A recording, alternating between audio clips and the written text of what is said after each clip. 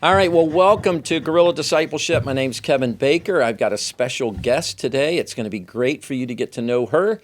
As always, I'm glad that you're with us. We are trying to do everything we can to help people understand what it means to be an everyday disciple maker, just that God's called us to have a lifestyle like Jesus where we see people, care about people, and introduce them to the God who loves them. So this is Oakdale Church's newest staff member. She is the student ministries pastor here. Her name is LaThania Barrett. What about the fact? And boy, I'm gonna step on some toes here, maybe. But I loved what you said. Again, I want to go back to it. Share vulnerably and openly. I mean, appropriately. You don't need all the details out. Yeah. But you know, hey, I know what that's like. I've traveled that road. I felt the same way. That kind of story. I would say don't give your kids more than they're asking for. Let them ask for it. Maybe they'll come back later and go, can I talk more about that with you? Yeah. Because they may be at a place now where it's like, I think I'm in that place and I want to know a little bit more. But you finish that by saying, and this is how the Lord met me. What if the Lord didn't meet mom and dad there? And what I mean is maybe they've been churched but not had an experience with Jesus. Yeah. What do you say? What do we do about that? Well, I understand that because even as you're asking me about the identity thing, like I had relationship with the Lord, but not in the sense that I had a break-in moment. Yeah. So I understand what that feels like, but I would say if you're raising your child, because parents are the first disciple makers, disciplers. Yes. So if you're trying to raise your child in the ways of God, then go there with them. Yeah. It's okay if you don't have, the expectation is not for you to have all the answers. Your kids might expect that because they don't know better, but God hasn't put that on you. Yeah. He's the one who has all the answers, and you go to him as you're trying to disciple your kids. But I love that, LaThania. in the midst of that, I would say, have the conversations in a way that you're like, what I know is it didn't work, and I would love to explore what the Lord has to say about it. Yeah. Because it's better for you to be honest that you might not have the answers than to try to pretend like you do.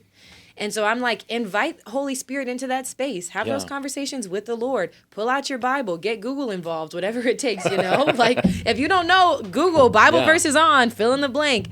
But I would say what matters is that your heart is postured to want to point your children towards the truth. That's good. And in that space, you can discover it together. And you may even end up getting the healing you need 20 years later. Like, there's no shame in that. It's actually really beautiful. Yes.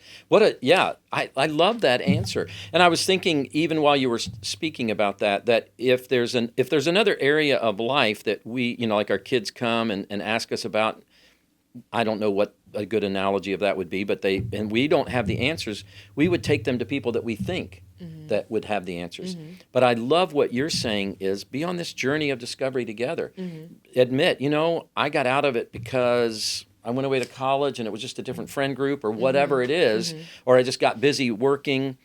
I never really did let the Lord solve that for me. But let's figure out what the Lord wants to do together. Yeah. I love that. That's a wonderful, it is a very vulnerable place for parents. For sure.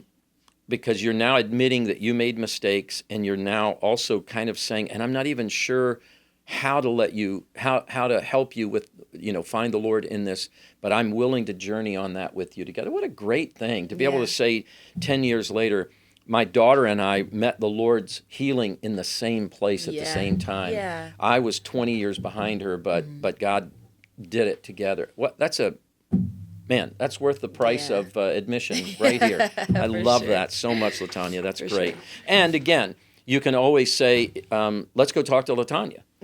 I mean, you could if you're going, man, I don't know how to relate to this. And God hasn't met me there, or I don't even know. I'm not even sure I've entered in my own process. Yes. But LaThania has. Let's go talk to LaThania. And either, LaThania, you talk to my daughter or my son or whatever, or could we both talk to you? Because I think I need healing. I think I need something from the Lord. No, here. I love that. That's the beauty of a village. Like, we are a community. And that's another thing. If as a parent you expect to have all the answers for your kid all the time and be the only voice of influence and wisdom for them, you're that's a crushing weight. I can't imagine that. Yeah. And you don't want that. You want your kids to have trusted adults in their life that they can go to. So I love that so much. Like you should, if you're a part of a church, you should lean on the people in your church. Exactly. Whether it's pastors or just trusted friends or whatever, like we have to, I think when we bring the wealth of our experiences and the wealth of our revelation, we all benefit. That's the beauty of being a body. I right? like that. That's the beauty of being a body. LaThania, you are awesome. So let me ask another question, and I'm going to pick a little bit older. So what would in your thoughts now, what would a mature ninth grade disciple look like? Wow. I would say we're talking spiritually mature? Yeah. Okay, because I'm like emotionally mature. Well, the whole package, right? Yeah. I probably can't. I can't be my emotional maturity will hinder my lack of emotional maturity will hinder my spiritual maturity. Yes. But my spiritual maturity, and so they go together. It ought to influence your emotional but maturity. if a parent is looking at their kid and saying, "Man, they're a good kid, they're wonderful," but I don't know, is this what a spirit? Because too many of us don't have a good model for what a spiritually mature, I don't know how old you are in ninth grade, 14-year-old, 15-year-old. Yeah. What does that look like? Because a spiritually mature 15-year-old has to look different than a spiritually mature 35-year-old. I would hope so. Because there's emotional maturity, life maturity that's in there. Help me. What does that look like? That's a great question. I think for a spiritually mature ninth grader. Ninth grader. Yeah. So 15-year-old kind of thing. I would say, first of all, they've taken ownership or responsibility for their faith. Okay. Like they realize they have a personal, intimate relationship with God. So good. That is their own. They're not going to church now because of mom and dad. They're like, I want to know more about this God who loves me. Yeah, and they engage with God on their own. Yeah, that's good. In varying ways. Because I would say, for where I was at, I would say I was spiritually mature in ninth grade. And because God was real to me. I knew him for myself, That's awesome. So I would say that's first. Like there's ownership, there's responsibility. It's me and God in this together.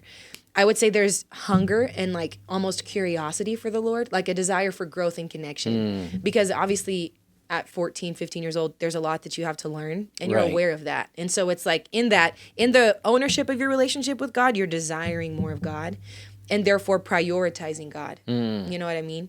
So whether that's like you're reading your Bible every day or you're committed to praying, like there's real rhythms because there's a desire for connection. Okay. So I would say there's responsibility, ownership. There's I don't remember the word I used, but there's like a. It was all good. Let me just assure you. There's like a real hunger, like desire for God.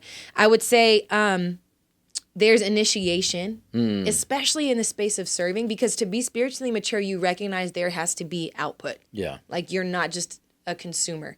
There's outlet there. And so for most ninth graders at that point, you're usually serving in like kids ministry because that's what you've got, unless you're like musically gifted. Inclined. Yeah. So there's output. There's some way of like, I want to serve. I want to do something with this. Even for me, I wasn't trained in evangelism. I didn't know. The only training or empowering I had was invite your friends to youth group, Yeah. But even in that, I was still serving and doing what I could. So I think there's a level of like, I got to do something with this faith. Were you talking to your friends at school? Were most of the friends at school in ninth grade, if you can remember back that far, Christians that you hung out with? No. So did you talk about your faith with them? Did you ever enter God into that conversation? It was like yes and no. They knew I was a Christian because, like I said, I wore that badge so proudly. Like I was like, I love God. That was one of the youth group things of like, if somebody ran in here and put a gun to your head, would you deny Jesus? And I was like, no, it's me and Jesus all the way. I'm proclaiming that thing.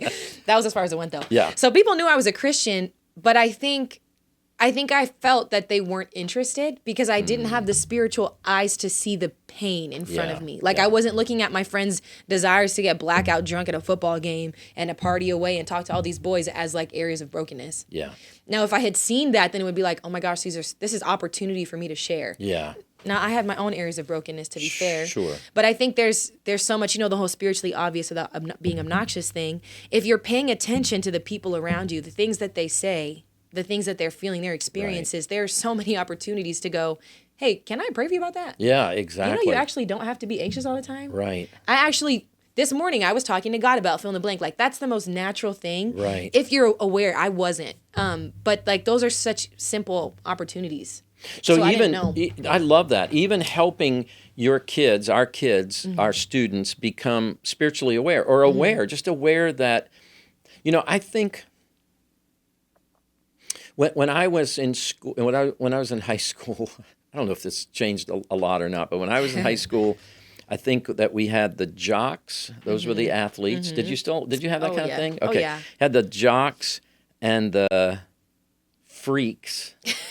That's what we called them. Really? Yeah, the freaks. The freaks were the partiers. Okay. And there might have been one other category. And the geeks, I guess. I was about to say, there's a show called Freaks and Geeks, and I know what you're talking so about. I think it probably was the jocks, the freaks, and the geeks. Okay. The geeks would have been, the people, they're studious people. They were just like, they seemed to live their life based on, I love school, I love to get good grades, I'm all about academic performance or, and whatever. They were always involved in all the clubs.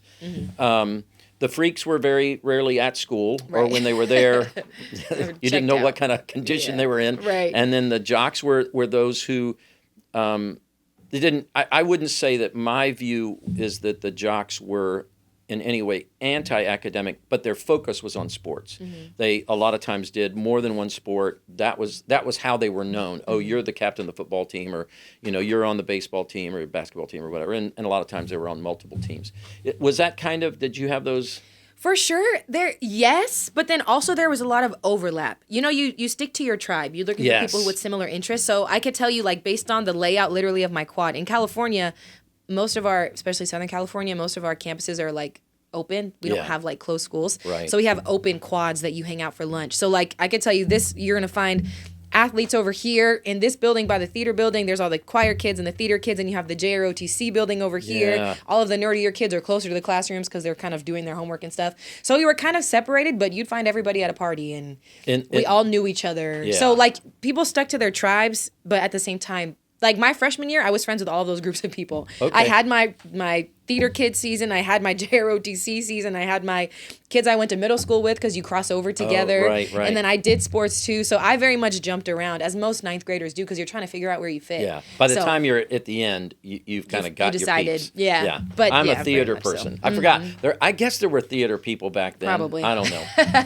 I was not obviously in that camp. Yeah. But yeah, my kids were much more into theater, so I know there was. I shouldn't have left that one out. No, it's okay. They were always off doing their thing. So Yeah. Well, they were the drama kids. So in the midst of that, to be aware, because what I was going to say about that is, I think that, looking back on it for me, that the kids that were in that freak category, they spoke a lot about, wanting to get high or wanting to party, wanting to get drunk, whatever. But I think that there was a sense in which they didn't feel like they fit in anywhere else. Yeah. That they weren't athletic enough to be there. They were not academically in whatever process. So it's like, well, I guess I'm in this category. Yeah. And so my experience was there was a lot of pain there. Now, there's probably a lot of pain other places too, but there was a lot of pain in that freak category. A lot of you look back at it as an older adult, and you can see family dysfunction. Broken marriages. I remember there was a kid who was I would have put him in the sort of academic side of things, or maybe athletic too. But anyway, he was a really good kid. Until his dad died. Dad died suddenly of a heart attack. Oh, man. And all of a sudden, I'm going to parties and seeing him, and he's wasted. He's drunk. Yeah. And I remember asking him about that, and he said his life just fell apart when his dad died. I don't think he knew how to handle it. Of course he not. was perpetually angry. Yeah. It was funny to me in one sense, like, and now I think about that now from my point of view, and the 5 stages of grief, he just got stuck in anger. Yeah. He was just angry that his dad was taken away, and the only thing to do was to medicate that anger. But all of that to say, I didn't mean to get so psychological, but all of that to just say that you sometimes think, oh, they're better than me, or they're whatever, but if you look with a heart that's more, hey, we're all just human, and you probably have some of the similar pain that I do. You may Yeah. be anxious like I am, or you may be frightened, or maybe you're struggling with the fact that your parents don't get along well, or whatever. And those are just simple opportunities to be vulnerable, but also to say, could I pray with you about that? Yeah. This is Here's- what the Lord has said to me. This is what I've Yes. heard. Because as a high schooler, like you're in a lot of those processes together. But if you're talking about a spiritually mature high schooler, they at least know what the source of Yeah, all is. that's so good. They at least know where to point you towards and what they're pursuing. Yeah. And so I think it's not the pressure to have the answer, but it's more so to go, hey, when I'm dealing with this is my process looks like this with Jesus. Right. You know? What do you see the difference? I know you're older, but what do you see the difference between the West Coast and the East Coast? San Diego and DC area. What's the difference? Well, I mean, East Coast is hustle culture. Everybody out here Yeah. is here to grind and here to make things Yeah. happen. The West Coast is the opposite of that. Everybody's hanging out to have a good time and trying to figure out what time they can get to the beach and what the UV is and how high the surf is and all the Okay. things. So the pace of life is different and we're motivated by different things. I feel like people in California are much more motivated by experience and fun and those things, like living in Wow. the moment. Yeah. People on the East Coast, it's almost like there's like you've got vision for where you're trying to go, so you're like working to get there, but it feels like you kind of never get there. And there's just so much I think busyness. we call that the rat race. Yeah, it's the rat race. So I feel like that's the difference with adults. I don't know how much I've seen the difference with teenagers because there's a lot of similarity, but Well, Yeah. the weather is perpetually nice in San Diego. It is. And so you get to hang outside a lot. I mean, it's just kind of round the clock yes. all year long. I get to go hang out close to the beach. I think what you said is true. My experience I've not been on the West Coast. I've been more North Carolina to Maryland. And Maryland, this part of Maryland, this DC area, it's a hustle culture, time, busyness, drivenness, and I don't know that we know how to be a subset out of that. I think that many of us, many parents and maybe even students, would love it if we could just sort of unplug from that and go like, let's not live that hurried. But nobody knows exactly how to get out of it because everybody around you is hurried. It's Right. like, how do you slow down when everybody around you is running? Right. Which, I mean, and I have to say that my experience in that has been in the ministry space. So Yeah. Christians are doing it just as much as people in the secular space. That is so true. Yeah. And churches can actually participate in that. Like we feel like we create our own little Christian hustle culture. The calendars are always booked. There's always something to do Yeah. and somewhere to be and something. Yeah. And you're just like, can we relax? Yeah. What if we all just took a deep breath I don't think we would know what to do. with that 7 We seconds? got to go out on San Diego and It's true. breathe out there a little bit. Right. That's why we need a vacation. It's true. It's true. Oh my goodness, we are having a great time talking, and there's too much here for one time. So come back next week, Yes. and LaTanya's still going to be here, and we're Yes. going to still keep talking. So come back. Thanks so much for being a part of Guerrilla Discipleship. If there's anything you want to have us talk about, always email me, kbaker@oakdale.church. You can make comments here.